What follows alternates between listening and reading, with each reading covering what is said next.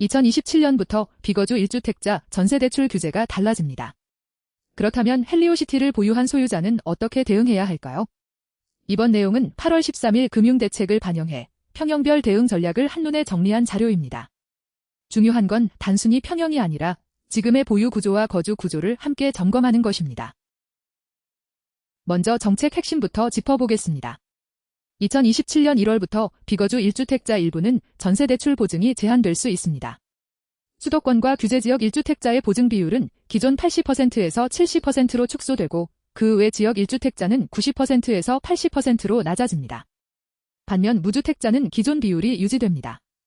적용 대상은 부부 합산 1주택, 수도권 또는 규제지역 아파트 보유, 해당 주택 임대 중, 그리고 본인과 배우자 모두 실거주 이력이 없는 경우입니다. 가장 주의해야 할 대상은 이런 구조입니다.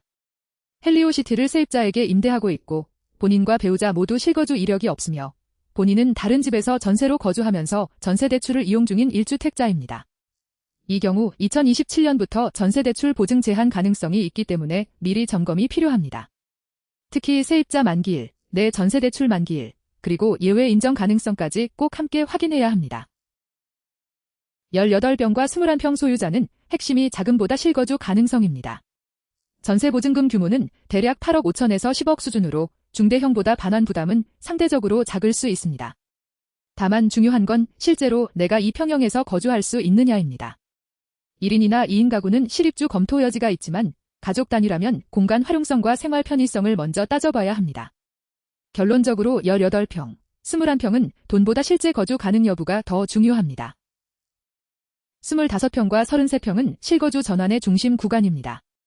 전세보증금 규모는 대략 11억에서 14억 수준이며 가족 단위 실거주가 가능한 대표 평형으로 볼 수 있습니다.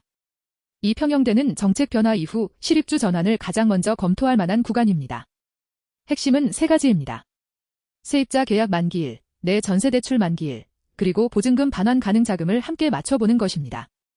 특히 33평은 실거주 전환 가능성이 큰 만큼 장기 보유 의사가 있다면 우선적으로 검토해볼 필요가 있습니다.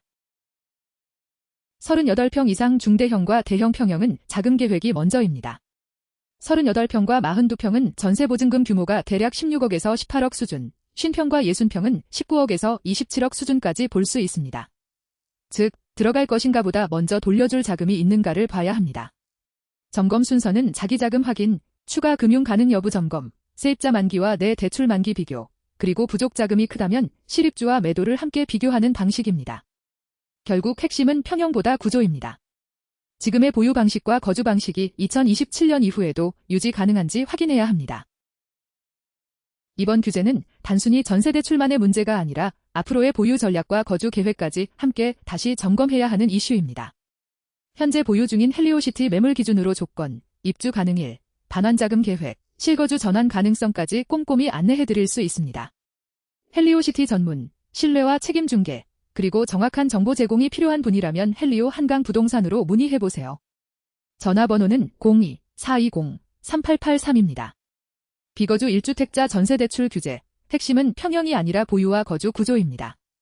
내 상황에 맞는 대응 전략이 궁금하시다면 헬리오 한강 부동산 02-420-3883으로 문의주세요.